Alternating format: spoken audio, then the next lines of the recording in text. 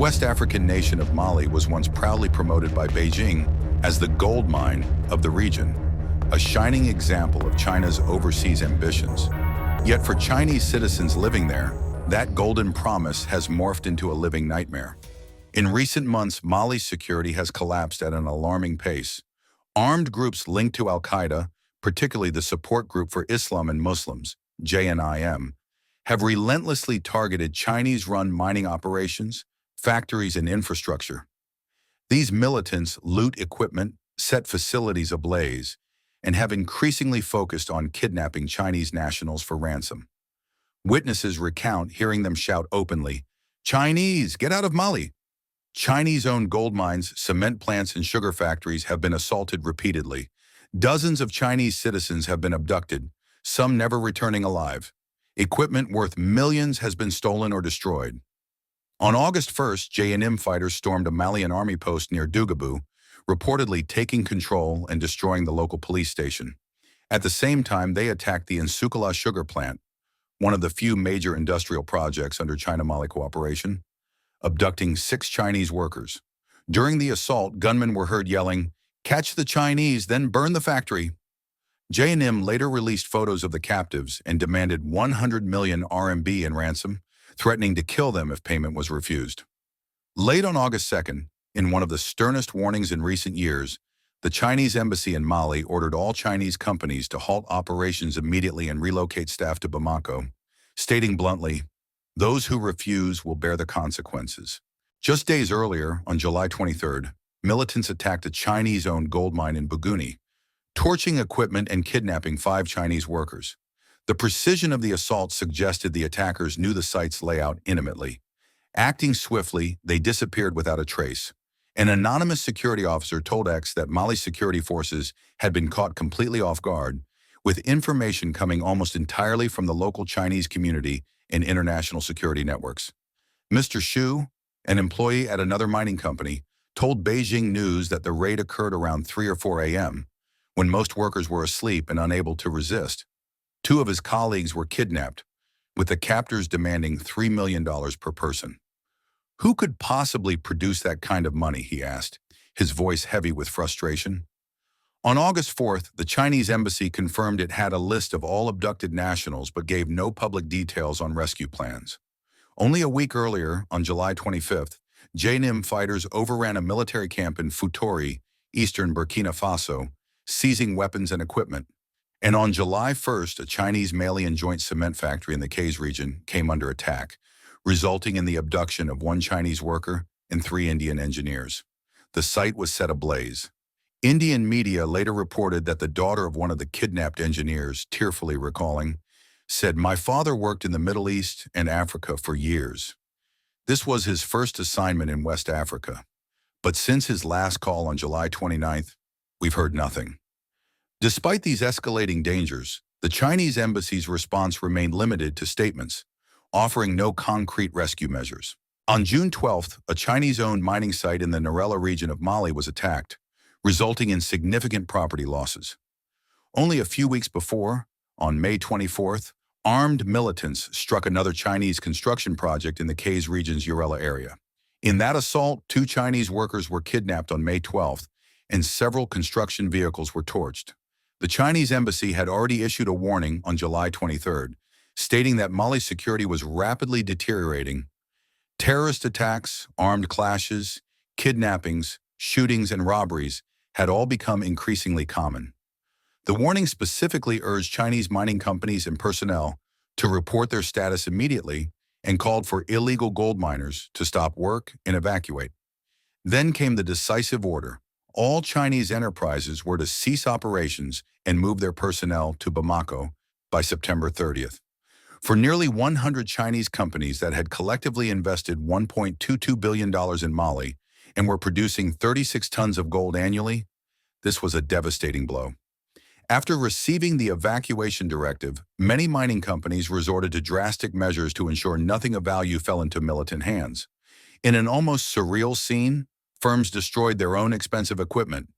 Excavators were sunk into rivers, hard drives smashed, data wiped from servers, and even photos on employees' phones deleted. The self-destruction campaign caused estimated losses exceeding 100 million yuan.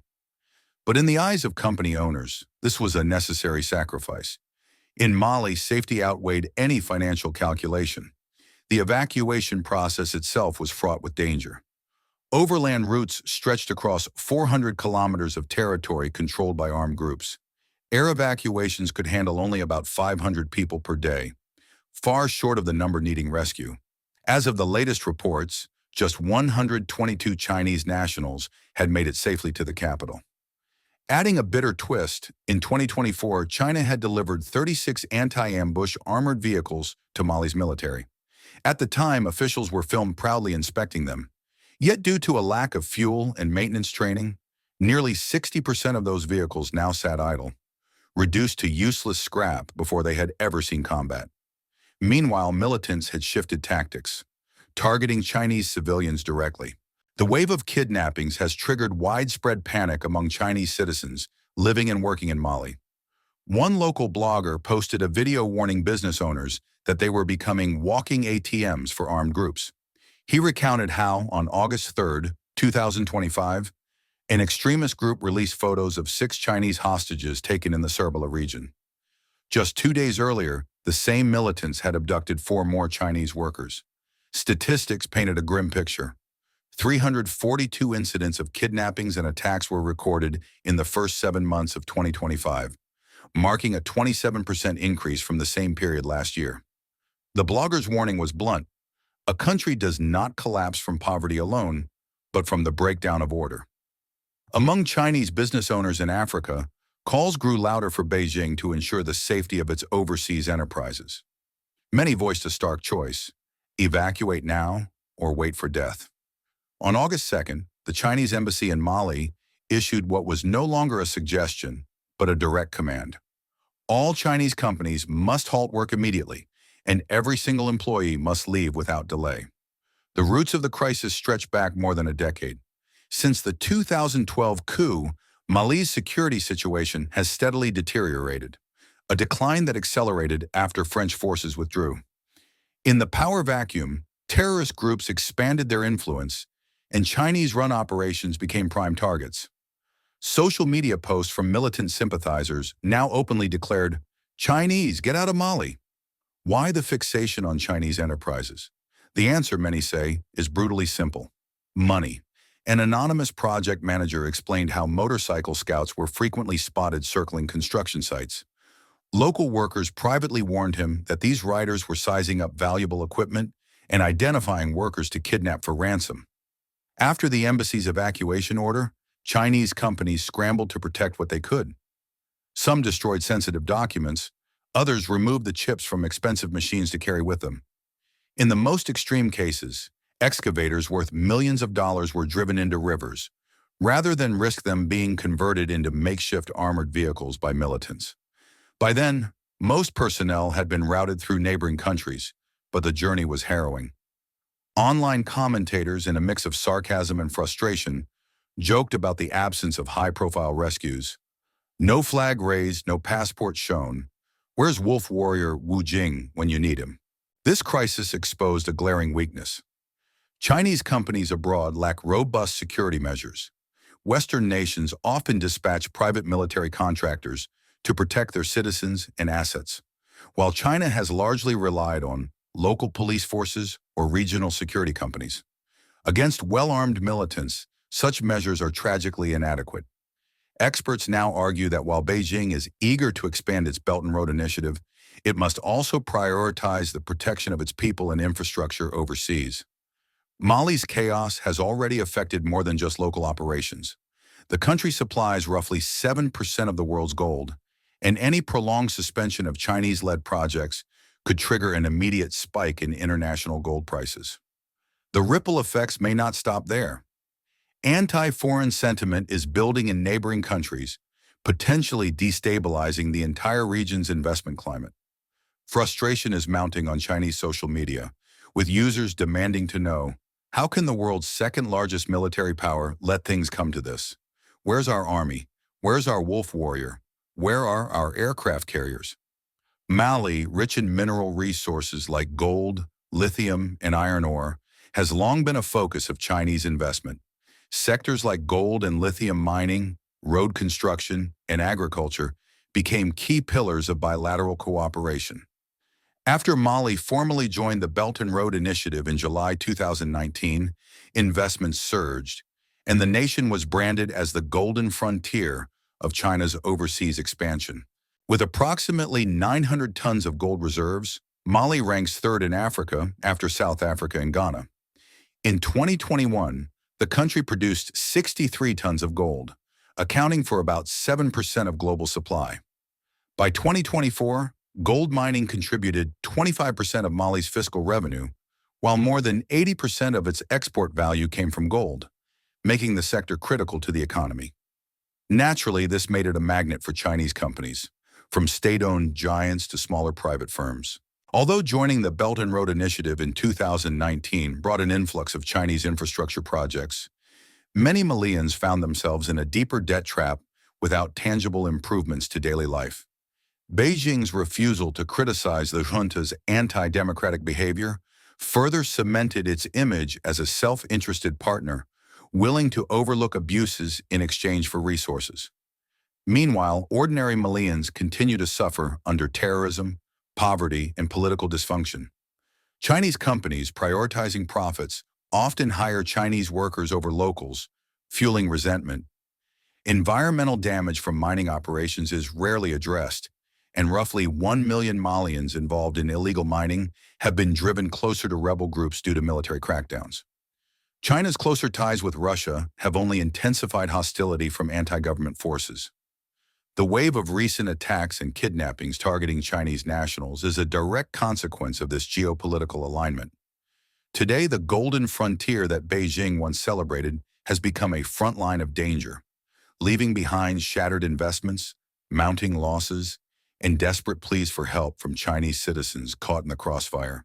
Chinese enterprises now control dozens of small and medium-sized gold mining projects across central and southern Mali, in areas like Kays, Nyoro, and Buguni. Collectively valued at around $1.2 billion, these operations yield roughly 36 tons of gold annually, more than half of Mali's total output. Most sites use open-pit mining techniques with revenues ranging from several million to hundreds of millions of dollars each year. But political instability has turned what was once a profitable venture into a dangerous gamble. Many locals see Chinese investors not as partners, but as exploiters, stripping Mali of resources while offering little to improve local livelihoods. This perception, combined with the country's worsening security environment, has made Chinese companies prime targets for robbery and abduction. The situation worsened in June 2025 when Mali's military government abruptly suspended all small-scale gold mining until September 30th. For Chinese operators, this decision was a devastating blow. Even before this, a 2023 mining law had reduced profitability by forcing companies to hand over 35% ownership to the state and increasing royalty rates from 6% to 9%. These overlapping policy and security pressures have forced almost every Chinese mining project to halt production. Under the banner of China-Mali cooperation, Beijing now faces not only severe financial losses, but also the reality that Chinese citizens' lives are increasingly at risk. Beyond gold, lithium has become another high-stakes prize. China's largest lithium producer, Ganfeng Lithium, invested over $342 million to fully acquire Mali Lithium through its subsidiary, Ganfeng International. This acquisition birthed the Goulamina Lithium project, touted as Africa's largest lithium mine, second only to Australia's Pilgangoora project. Located in Buguni, the mine covers an area of 100 square kilometers and contains an estimated 211 million tons of ore, equivalent to 7.1 million tons of lithium carbonate. Production began in December 2024 with an annual target of 500 to 6,000 tons of lithium concentrate and plans to double that output in coming years. Beijing has promoted Goulamina as a shining example of the Belt and Road Initiative's success. However, Mali's government has enforced a 35% ownership stake, ensuring it retains significant control. Chinese officials claim the project will boost the nation's lithium self-sufficiency from 40% to 70%, reduce costs, and secure a stronger position in the global market. But beneath the optimistic rhetoric lies a more troubling reality. Security risks, unpredictable government policies, and local resentment have turned this ambitious venture into a high-risk bet. The attacks on Chinese companies by the militant group JNIM are deeply connected to Mali's political turmoil. Since gaining independence from France in 1960, the nation has been plagued by internal religious divisions, cultural tensions, and external power struggles. Years of coups and weak governance have kept the country unstable. As the former colonial ruler, France maintained a military presence for decades, aiding Mali in its fight against terrorism. But in 2021, a coup backed by Russia ousted the existing government, leading Mali to pivot toward Moscow. The French ambassador was expelled in early 2022, and diplomatic ties with France were severed.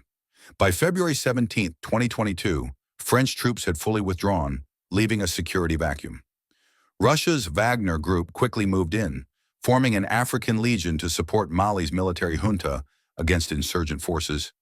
Yet in June 2024, this alliance suffered a major defeat, losing 84 fighters. Amid the chaos, China expanded its influence under the guise of promoting mutual benefit while securing critical resources. Beijing deployed troops under a United Nations peacekeeping mandate, ostensibly for humanitarian purposes. But in reality, it was a strategic move to strengthen its military foothold in Africa. This approach, combining military presence with aggressive economic lending, created a web of debt diplomacy that bound Mali to Beijing's interests.